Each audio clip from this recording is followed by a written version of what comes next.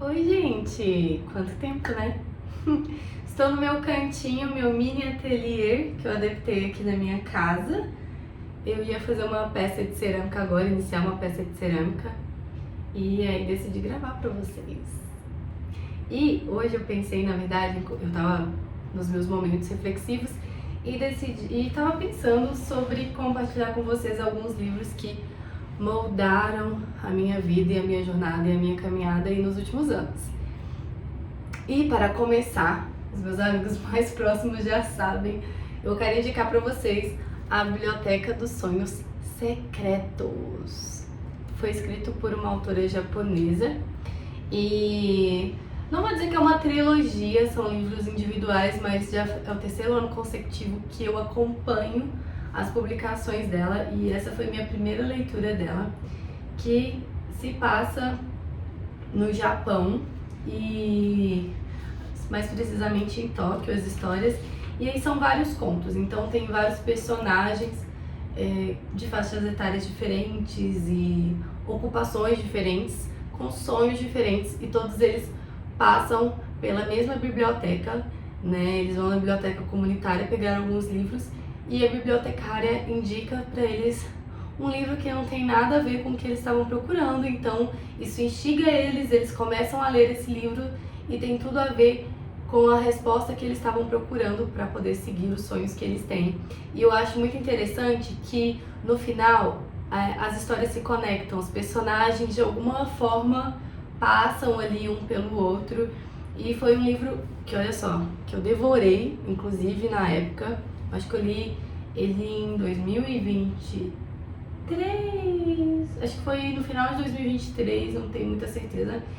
E, enfim, foi um livro que eu marquei muito, que eu acho que eu li numa fase muito boa da minha vida, que, enfim, inclusive, na verdade, essa categoria hoje dos livros, a maioria dos livros escritos por coreanos, asiáticos no geral, né, os japoneses,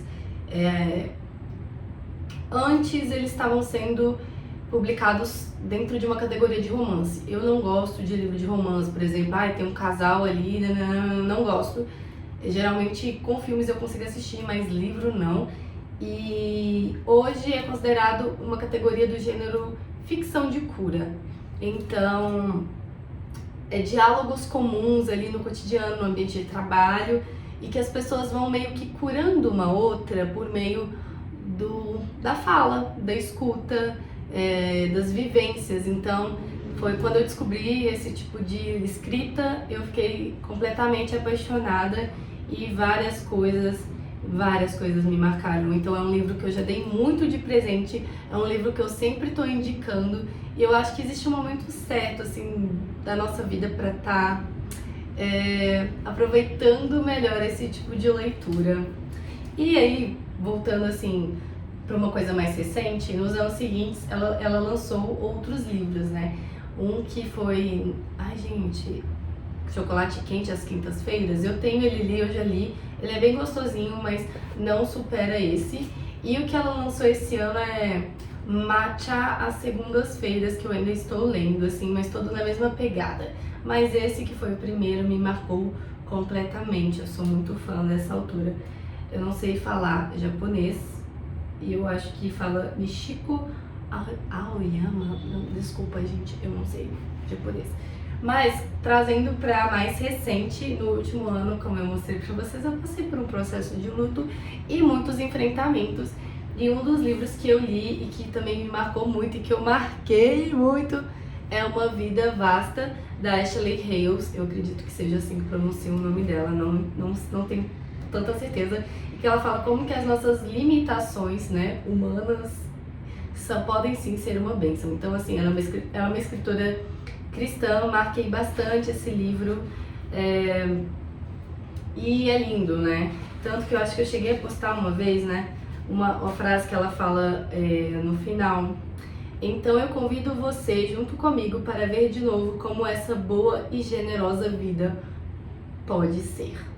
Na minha mente seria como primavera. A terra começa a derreter um pouco e o verde nasce naquele tom luminescente do novo e ávido crescimento. O bairro ganha vida após a solidão do inverno.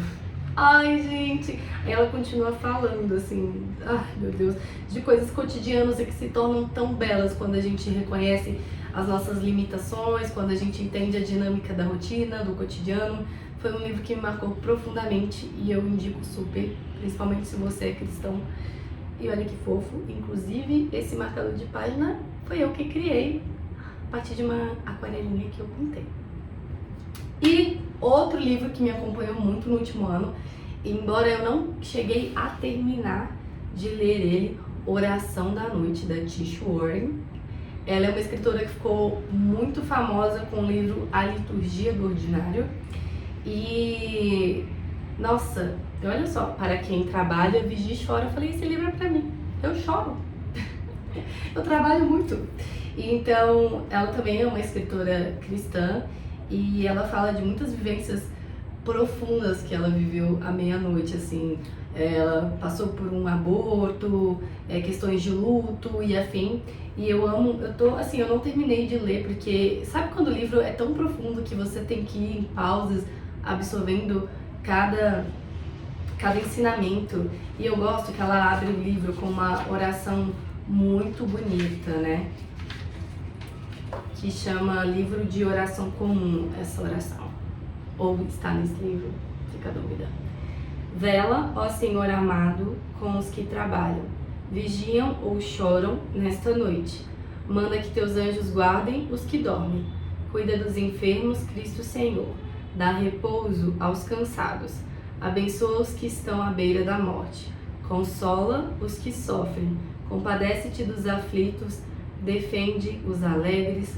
Tudo isto te suplicamos somente por teu grande amor. Amém.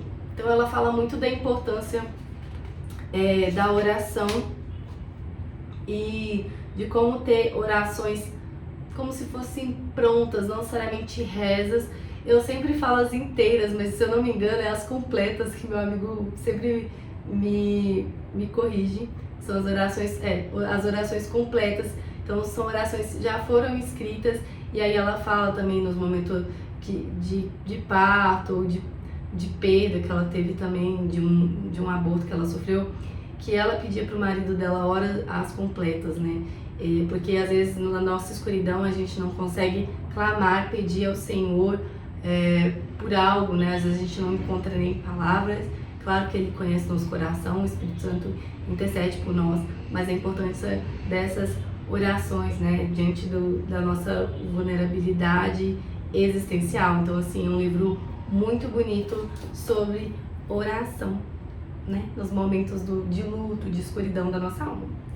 Enfim, esse vídeo ficou curtinho, mas eu queria muito compartilhar com vocês que são, assim, os meus livros favoritos e que me marcaram profundamente, transformaram a minha identidade, meu caráter, me abraçaram nos momentos que eu precisava, me abraçaram na minha escuridão, ajudaram com que eu compreendesse que as minhas limitações não deveriam ser algo negativo, mas que fazia parte do plano de Deus e de como Ele me vê, e que isso também poderia ser um recurso para, né, para coisas boas, digamos assim, para cura, para testemunhar e para viver uma vida mais leve.